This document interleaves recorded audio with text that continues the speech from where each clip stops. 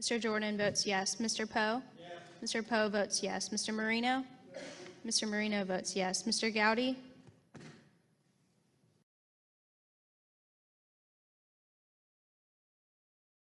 Mr. Deutsch votes no.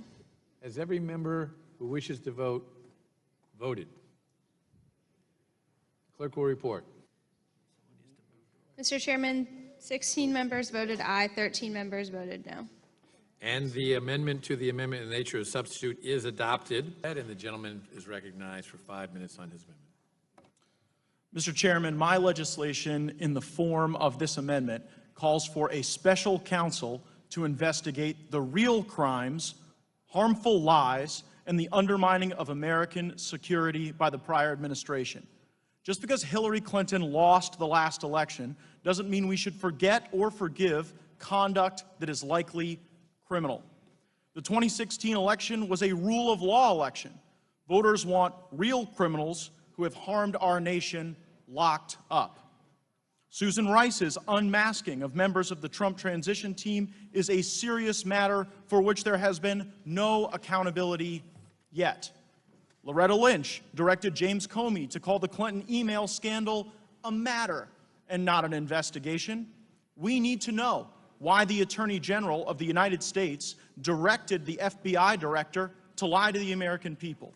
While on the subject of the improper conduct of Loretta Lynch, what in the world was she doing on a private jet at the Phoenix airport talking to Bill Clinton while she was supposed to be investigating his wife? This is somewhere on the continuum between unethical and illegal, and we need an investigation of Tarmac Gate. We need to know why the Obama administration gave immunity deals to potential Hillary Clinton co-conspirators. Think about that, giving immunity to people who potentially worked with Hillary Clinton to break the law. Let's get to the bottom of the Clinton Foundation. Cash was flowing to the Clinton Foundation while the Uranium One deal was at work. That's real collusion that threatens America's security.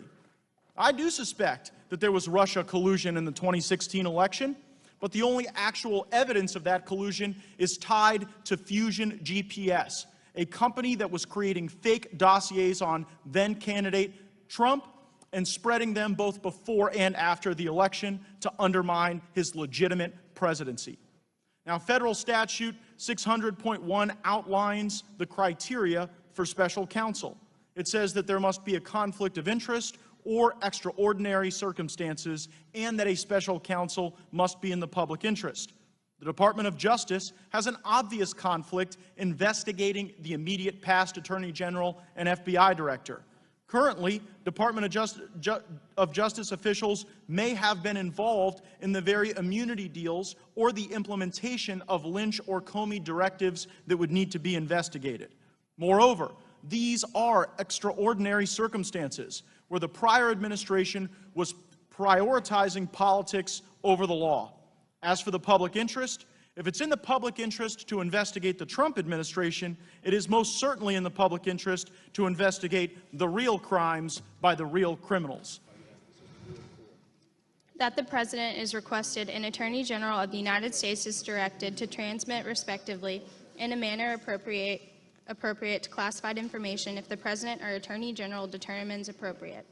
To the House of Representatives, not later than 60 days after the date of the adoption of this resolution, copies of any document, record, audio recording, memo, correspondence, or other communication in their possessions, or any portion of any such communication that refers or relates to the firing of James B. Comey in the following respects. Then Attorney General Loretta Lynch directing James B. Comey to mislead the American people by stating that he should refer to the investigation. Mr. Chairman, I move that the amendment be considered as read. No, you're late. You object. Object. What is the objection? We want it read, so we Want it read. Yeah, great. Continue reading.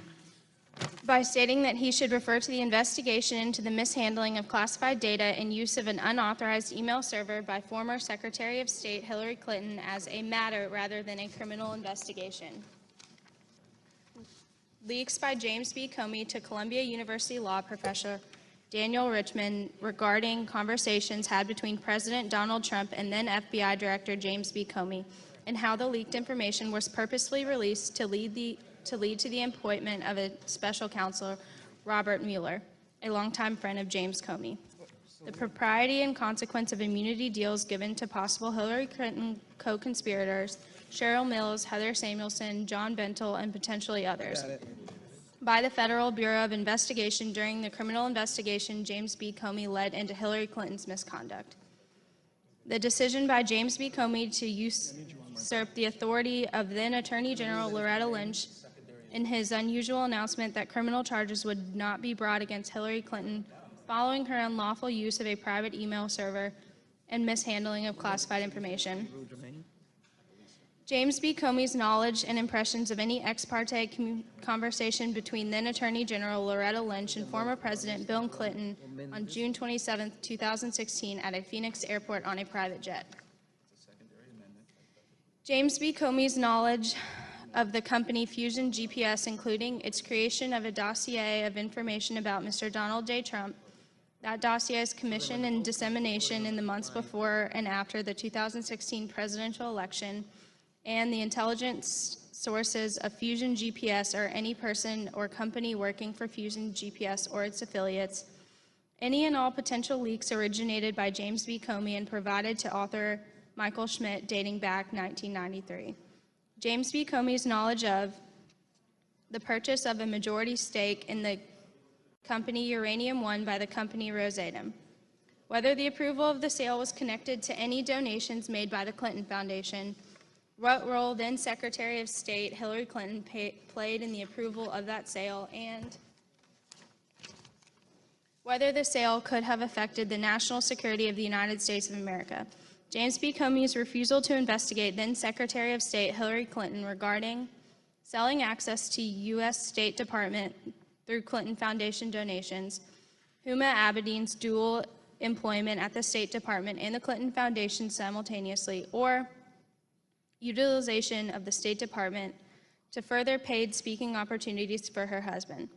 Any collusion between former FBI Director James B. Comey and Special Counsel Robert Mueller, including the information James B. Comey admitted to leaking to the Columbia University law professor, being intentional such that a special counsel, his longtime friend Robert Mueller, would be appointed to lead the investigation against the Trump administration, and any communication between Robert Mueller and James B. Comey in advance of the Senate Intelligence Committee hearing.